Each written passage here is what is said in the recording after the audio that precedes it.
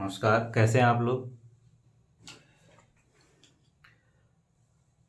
कल के टॉपिक में हम लोगों ने लॉस और मॉस का गुणनखंड विधि देख लिया था। उसके साथ साथ घातांकों का भी लसा मसा निकालना सीख लिया था। एक टॉपिक बाकी रह गया था, अगर घात ऋणात्मक है तो क्या करेंगे। यदि घात ऋणात्मक है, एक क्वेश्चन या दो क्वेश्चन इस पर कंफर्म हो जाएगा। जैसे 2 के घात -2 गुणे 3 घात -4 गुणे 5 घात -1 है, तथा 2 घात -3 गुणे 3 घात -4 गुणे 5 घात -3 गुणे 7 घात -1। अगर इसका लस और मस निकालना है, लस और मस निकालना है, पुराने ही मेथड वाला काम यहाँ भी करना है। लस लेना है तो सभी आधार लेने हैं, सभी आधार ले लिया। 2 गुणे 3 गुणे 5 गुणे 7, कुल मिला के ये 4 आधार हैं। अब यदि घात ऋणात्मक है तो हम लोग जानते हैं कि ऋण में जितनी बड़ी संख्या होगी उसका मान उतना कम होता है, और जितनी छोटी संख्या होगी उसका मान उतना बड़ा होता है। तो नियम वही है, बस थोड़ा सा ध्यान रखकर अगर इसे किया जाए तो गलत नहीं होगा। तो 2 का सबसे बड़ा जो घात होगा, 2 घात -3 और -2 और -3 में, वो हो जाएगा -2। 3 के लिए -4 है तो कोई दिक्कत नहीं, उसी को लिखना है। 5 के लिए -1 और -3 है तो -1 वाला ले लेंगे। 7 के लिए केवल -1 है तो -1 हो जाएगा। मस आपने पढ़ा था कि मस में जो आधार मिलेगा वही लेना है। तो जो आधार मिलेगा, तो दोनों में जो आधार मिल रहा है 2, 3 और 5 है। अब यहाँ पर ऋणात्मक घात होने के कारण जो घात बड़ा है वही सबसे छोटा होगा। तो सबसे छोटा घात लेना है तो 2 के लिए -3 आ जाएगा, और 3 के लिए तो -4 है ही, और 5 के लिए -3 हो जाएगा। तो ये एक पॉइंट जो छूट गया था कल वाली क्लास में, तो आप ये देख सकते हैं अगर ऋणात्मक घात है तो नियम सारे वही फॉलो करने हैं। बस ध्यान ये देना है कि ऋण में अगर कोई बड़ी संख्या लिखी गई है तो उसकी वैल्यू छोटी मानी जाएगी, और जो संख्या छोटी संख्या लिखी गई है ऋण में तो उसकी वैल्यू बड़ी हो जाती है। तो नियम वही है, आप इस तरीके से इसको कर सकते हैं। अब आइए नेक्स्ट पॉइंट जो था एलसीएम और एचसीएफ के लिए, वो था भाग विधि, लस और मस निकालने की भाग विधि। लस तथा मस की, लस तथा मस की भाग विधि, लस तथा मस की भाग विधि। हालांकि इन दोनों के लिए अलग अलग बात कही जाती है। लस की भाग विधि अलग है, मस की भाग विधि अलग है। तो लस की भाग विधि अलग से देखेंगे। लस की भाग विधि और मस की भाग विधि, मस की भाग विधि, ये अलग अलग हो जाते हैं। तो भाग विधि में 2 प्रकार की विधियां आपको पढ़नी होंगी, एक लस की भाग विधि होती है, एक मस की भाग विधि होती है। तो हम लोग लस की भाग विधि से शुरू करते हैं। और सबसे मजेदार बात यह है कि आज तक जब भी हम सामान्य रूप से लस और मस का नाम लेते हैं तो हमारे दिमाग में यही भाग विधि का ही तरीका क्लियर होता है, यह सामने दिखाई देता है कि यही वो लस और मस, लस मस को प्रदर्शित करने वाला ये भाग विधि ही होता है, जो हमारे माइंड में बहुत पहले से ही बना रहता है।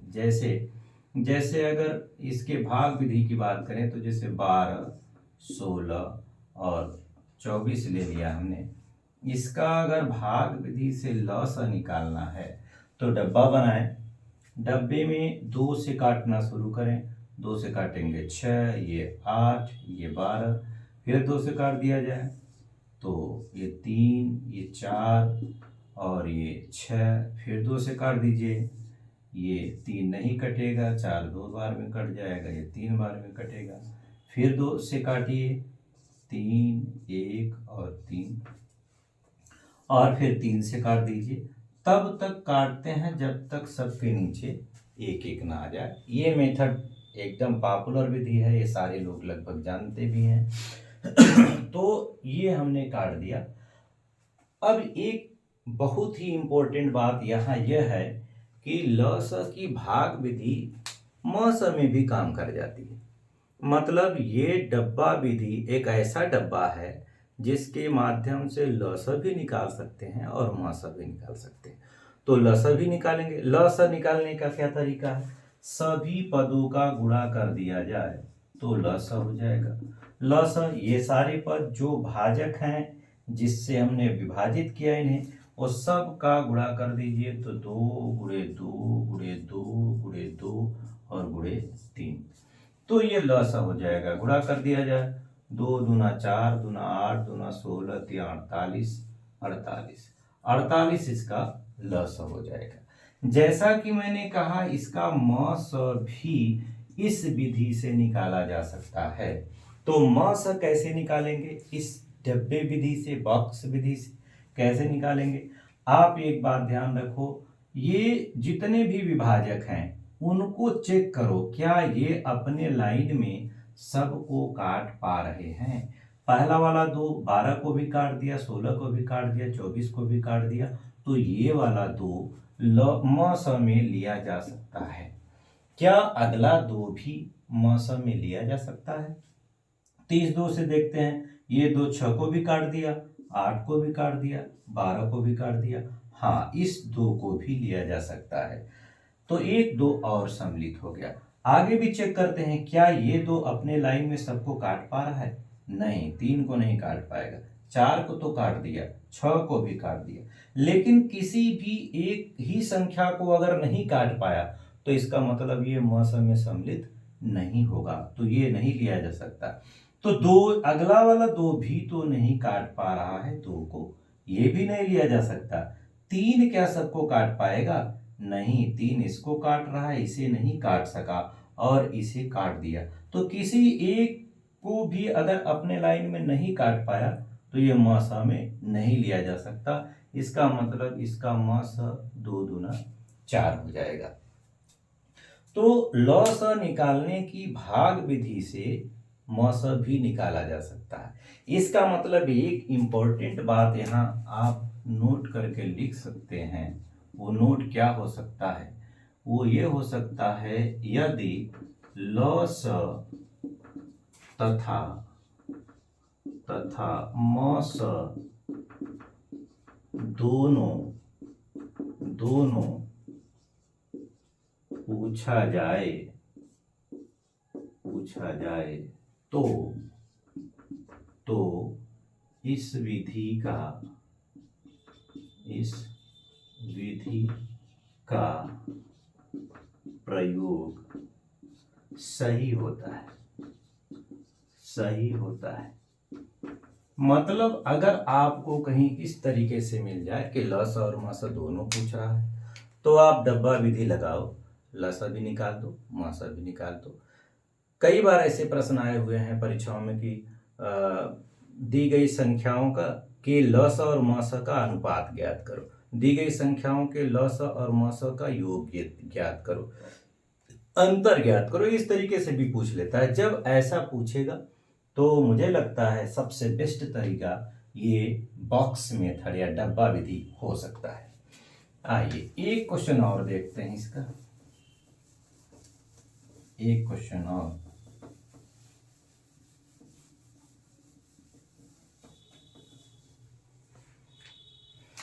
जैसे मैंने ले लिया 20, 45 और 90।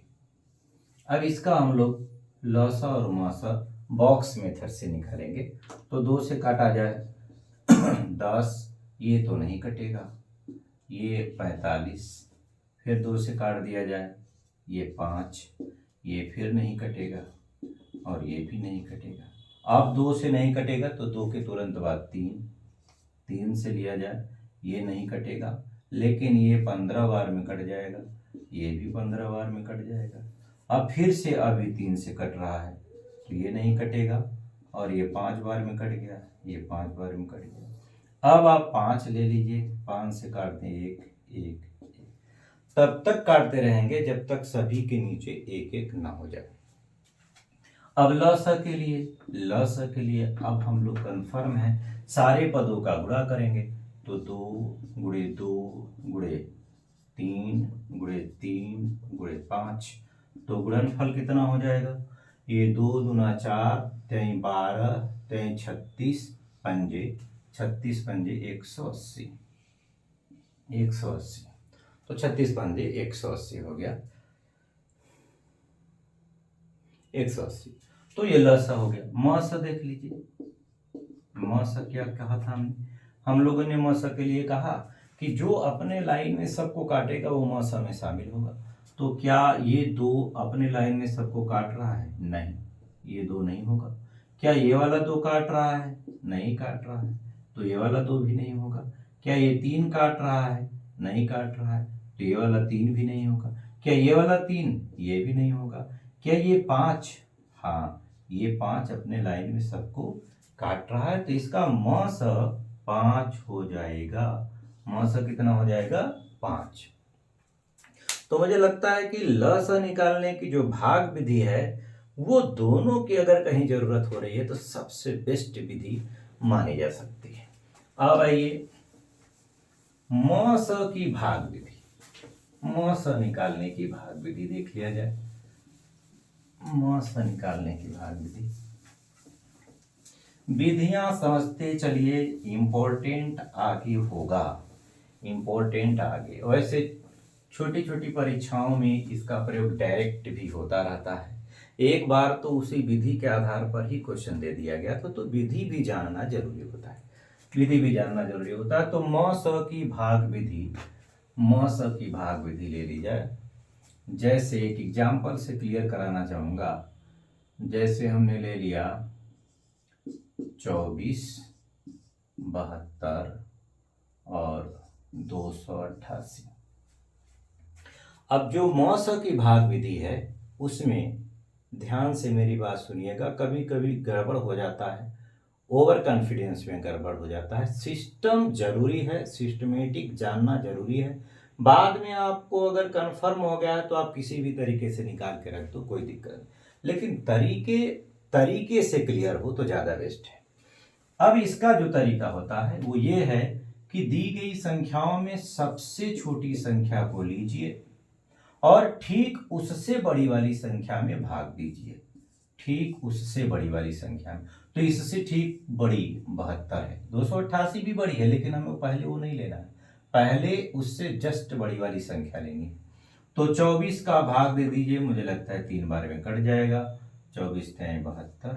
अब चूंकि जिसने काट दिया, इस 24 ने अगली संख्या को काट दिया, तो फिर से ये भाजक का काम करेगा और अगली संख्या जो बाकी है उसको आप उतारिए, उसमें भाग ले जाइए। 24 का 1 बार ले जाइए तो 24 बचेगा, यहाँ से 4, ये तो खत्म, 8 उतार लिया और 24 दूना 48, 24 दूना 48, ये कैंसिल, यानी इस 24 ने ही सबको काट दिया, तो ये मस हो जाएगा, मस, इसका मस हो जाएगा। ये बड़ी मजेदार विधि होती है भाग विधि।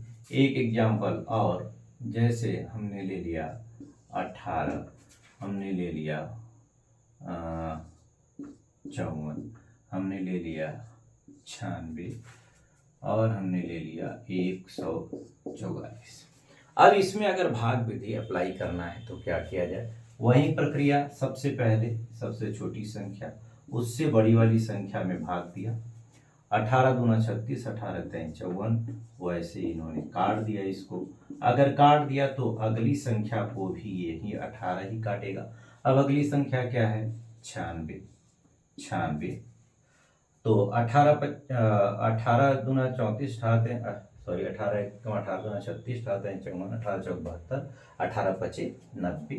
5 बार तक जा रहा है, 5 बार गया और 90 हुआ, बचा कितना 6।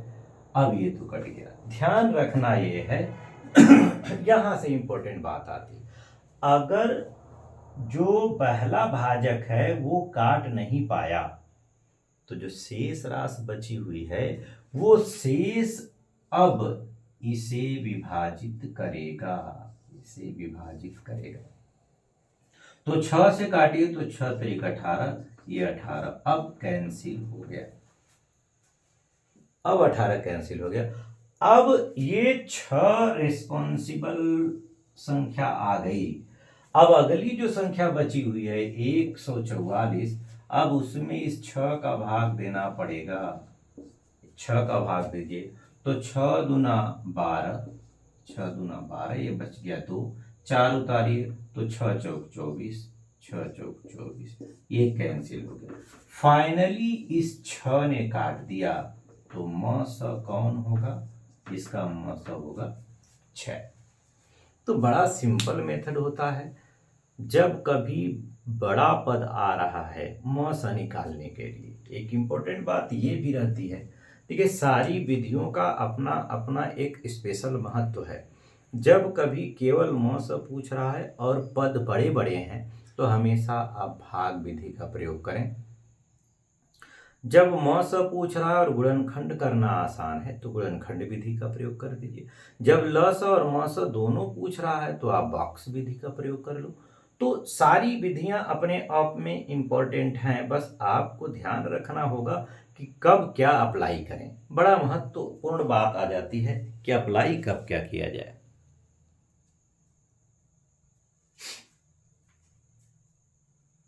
अप्लाई क्या किया जाए ये बहुत इंपॉर्टेंट बात हो जाती है। तो मुझे लगता है कि ये तरीका आपको क्लियर है। एक चीज यहाँ पर फिर से आप नोट करके लिख सकते हैं, नोट करके लिख लीजिएगा और रिवीजन में अपने दिमाग में बनाइएगा। जो बात मैं बता रहा हूँ वो यहाँ पर भले ही इंपॉर्टेंट ना हो लेकिन परीक्षा की दृष्टि से महत्वपूर्ण हो जाता है। छोटी छोटी बातें ही आपको स्पेशल बनाती हैं, औरों से अलग करती हैं। तो अध्ययन जो होगा वो कंटिन्यू रखना पड़ेगा, सिस्टमेटिक भी आपको आना चाहिए, तभी ज़्यादा अच्छा कर पाएंगे दूसरों की अपेक्षा। तो मैं एक बात यहाँ और नोट करके लिख रहा हूँ, ये आपको याद रखना चाहिए, आपके अपने दिमाग में बनाए रखना चाहिए कि जब जब बड़ी संख्याओं का म स पूछा जाए तो भाग विधि सर्वोत्तम होती है। ये आपके समय को बचा देगी। यदि आपको भाग विधि कन्फर्म है तो ये भाग विधि समय की बचत कर जाती है। यदि बड़े पदों का म स पूछा गया है तो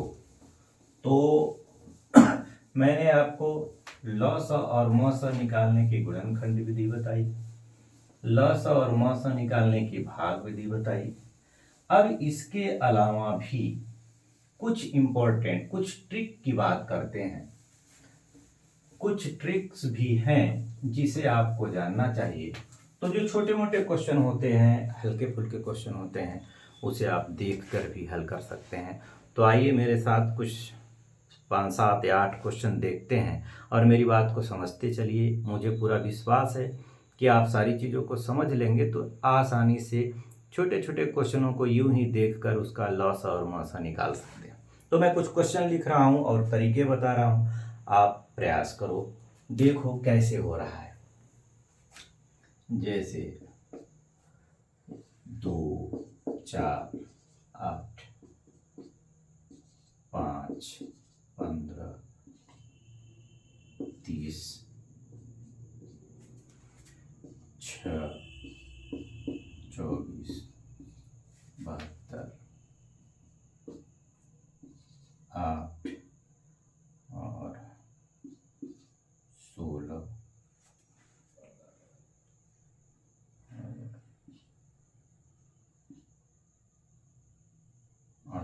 48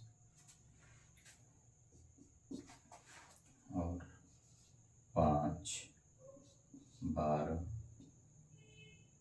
और 30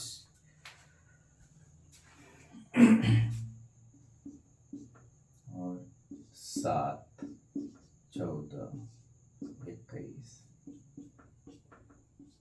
3 5 7 और 2 4 7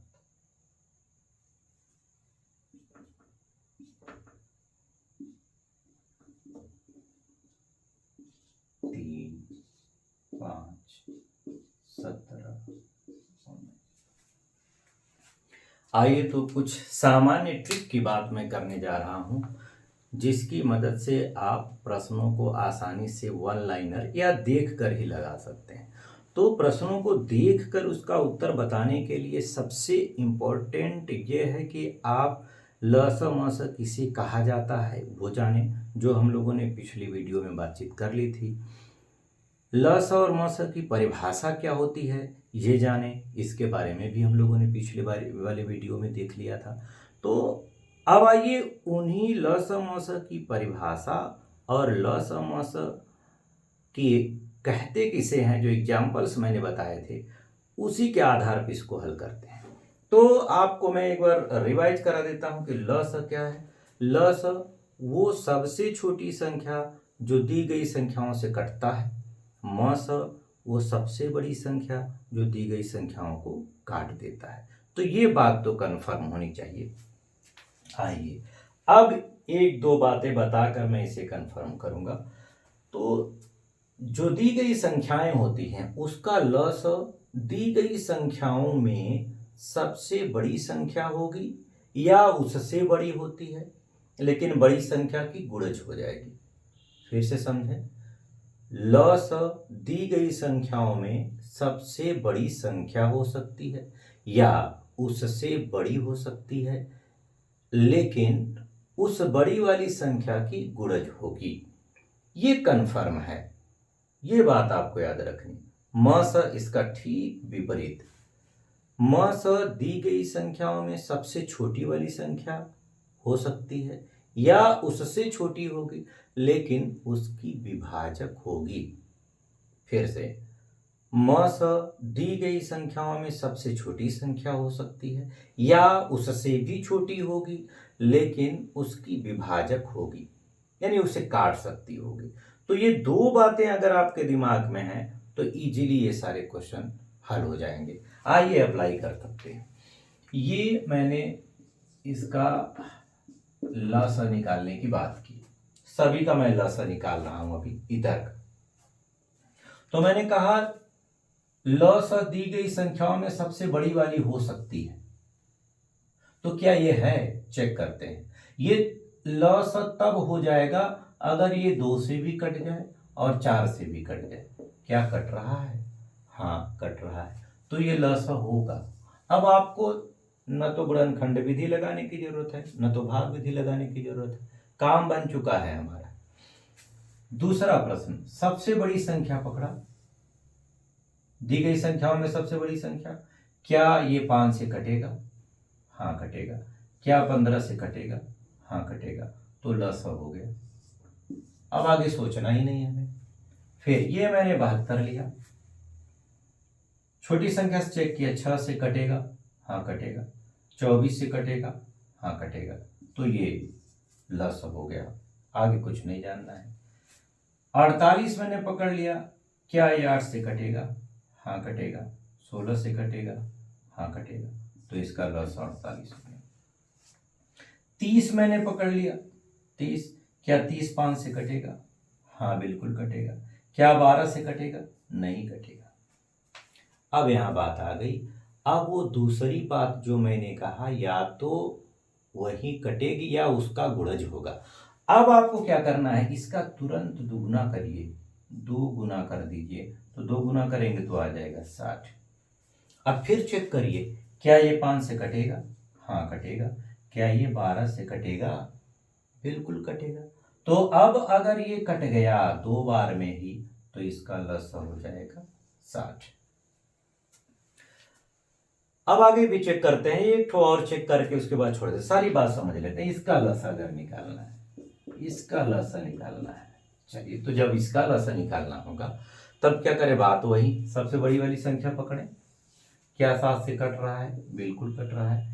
क्या 14 से कट रहा है? नहीं कट रहा है। इसका दुगुना कर देते हैं, दुगुना, तो यह आ जाएगा 42। क्या 42 7 से कटेगा? बिल्कुल कटेगा। क्या 14 से कटेगा? हाँ कटेगा। तो इसका लस 42। अगर ये 42 नहीं कटता तो 21 का 3 गुना करके चेक करते, फिर 21 का ही 4 गुना करके चेक करते, 21 का ही 5 गुना करके चेक करते, मतलब उसी 21 का गुणज चेक कर लेंगे। निश्चित रूप से कहीं ना कहीं एक ऐसी संख्या जरूर मिलेगी जो इन सब से कट जाएगी और वही लसा होगा। लेकिन ध्यान रखिए, पर्टिकुलर एक एक स्टेप पर ही चेक करना है। कहीं ऐसा नहीं कर देना है कि 4 गुना चेक किया उसके बाद 7 गुना से चेक कर दें, हो सकता है उसके बीच वाली कट जाती। तो आप कंटिन्यू चेक करेंगे तो निश्चित रूप से मिलेगा, और मिल गया तो उसका लसा हो जाएगा। अब अगला और इंपॉर्टेंट बात, जब कभी सभी संख्याएं अभाज्य हों तो उनका लसा उनके गुणनफल के बराबर ही होगा। मतलब इसका लसा जो निकलेगा वो 3 गुणे 5 गुणे 7 से जो आएगा वो होगा। आप गुणा करके चेक कर लीजिएगा, लसा निकाल के भी चेक कर लीजिए। यहां पर जरा देखिए, यहां पर क्या 7 लसा हो सकता है? नहीं, तो 7 का दुगुना करके चेक कर लिया, कितना आया? 14। क्या ये 14 2 से कटेगा? हाँ कट गया। लेकिन 4 से नहीं कटेगा तो लसा नहीं हो सकता। तो 3 गुना करिए, 3 गुना कर दीजिए इसका, तो 7 त्रिक 21, 21 कटेगा? नहीं कटेगा। तो 4 गुना कर दीजिए, 4 गुना कर दीजिए, 7 चौक 28। क्या 28 2 से कटेगा? हाँ कट जाएगा। क्या 28 4 से कटेगा? हाँ कट जाएगा। तो इसका लसा हो जाएगा 28। तो ये कॉन्सेप्ट है, छोटे क्वेश्चनों में तो लगाया ही जा सकता है। यहां पर आप देखिए, यहाँ सारी की सारी अभाज्य संख्याएं हैं, तो इनका लसा सबका गुणा करके ही मिलने वाला है, सबका गुणा करके ही मिलेगा। गुणा करके आप निकाल सकते हैं। तो मुझे लगता है लसा का जो ट्रिक है, सामान्य मेथड है, जहां किसी भी प्रकार का कोई नियम नहीं लगाना है, आप लगा सकते हैं। छोटे क्वेश्चनों में अप्लाई कर सकते हैं। जब कहीं आपको ऐसा लगे कि हम ये अप्लाई नहीं कर पा रहे हैं तो आपको क्या करना है, तब आप पुराना मेथड लगाइए, ब्रह्मास्त्र लगाइए। ब्रह्मास्त्र पीछे रखा हुआ है, जरूरत पड़ती है तो उसको लगा दीजिए, नहीं जरूरत है तो अपने इससे काम बन जाएगा। अब ये तो लस हुआ। अब हम इन्हीं सारे क्वेश्चनों को म स निकाल के देखते हैं। इन्हीं सभी क्वेश्चनों का म स निकालते हैं, इन्हीं सारे क्वेश्चनों का म स। आइए म स निकालते हैं।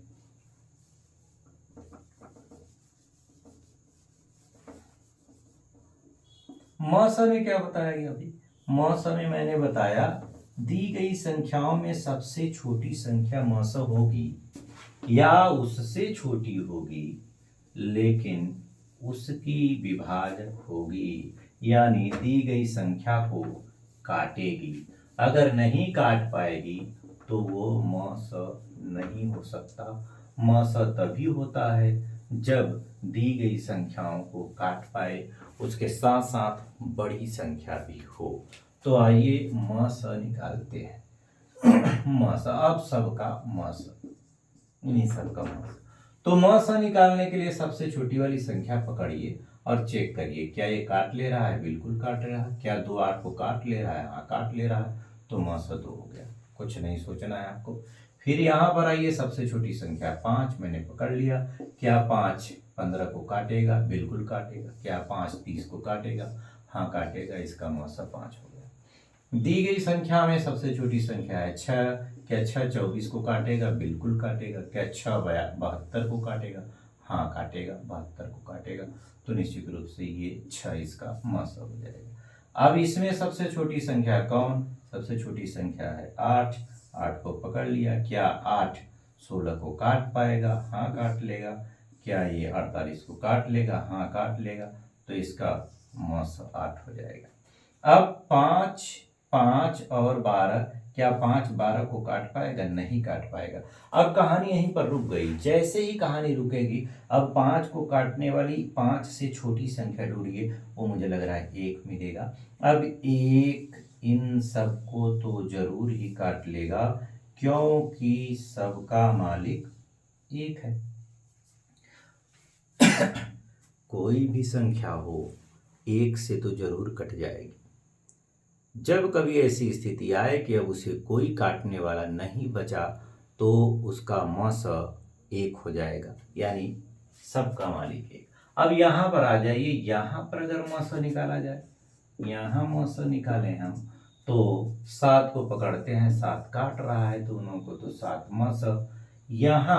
यहाँ 3 को पकड़ते हैं, क्या 3 काटेगा? नहीं काटेगा।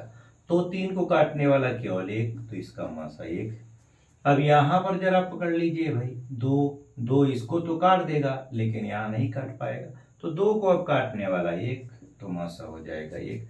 यहाँ भी ये 3 किसी को नहीं काट पा रहा है, तो 3 को काटने वाला 1, तो इसका मौस 1। एक इंपॉर्टेंट बात यहाँ पर मैं आपको और बता दे रहा हूं, यदि दी गई संख्याओं में एक अभाज्य संख्या है तो वही मौस होगी, अगर वो नहीं है तो 1 मौस होगा। दूसरी इंपॉर्टेंट बात इसमें, अगर दो या दो से अधिक अभाज्य संख्याएं हैं तो उनका मौस सदैव और सदैव 1 ही होगा। फिर से एक बार बात को समझने का प्रयास करिए। अगर दी गई संख्याओं में एक अभाज्य संख्या है, एक ही, तो उसका मौस या तो वही संख्या हो जाएगी, नहीं तो 1 होगा। और अगर 1 से ज़्यादा अभाज्य हो गया तब तो पक्का है कि मौस 1 ही हो जाएगा। इतनी बातें। अब जो अभी मैंने लिखा या यहाँ पर बोला, उन सब का निचोड़ यहाँ पर आप नोट करके लिख सकते हैं। नोट करके मैं यहाँ लिख दे रहा हूँ। 3 बड़ी बातें मैंने ट्रिक के लिए आपको समझाई है। 3 बड़ी बातें बताई ट्रिक से संबंधित। उन्हीं तीनों बातों को मैं यहाँ लिख रहा हूँ, आप उसे जरूर याद रखिए। पहली बात, दी गई संख्याओं का लॉस सबसे बड़ी संख्या होगी, या उससे भी बड़ी होगी, परंतु उसकी गुणज होगी। गुणज होने का मतलब उसी के गुणा में आएगा। दूसरी बात जो मैंने बताया, मौस के लिए, दी गई संख्याओं का मौस सबसे छोटी संख्या होगी, या उससे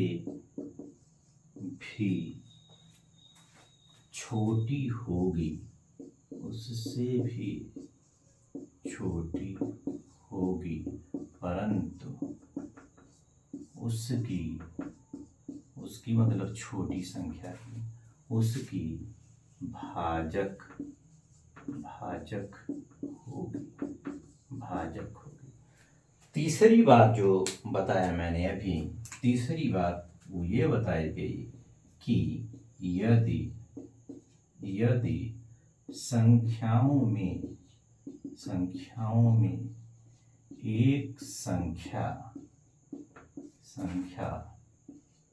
अभाज्य है, अभाज्य है तो वहीं म स होगी या तो एक होगा। या तो वो अभाज्य संख्या ही म स हो जाएगी और या तो एक। या एक बात और भी मैंने यहाँ पर बोला आपसे कि यदि दो या अधिक अभाज्य संख्याएं हों तो उसका म स सदैव एक होता है,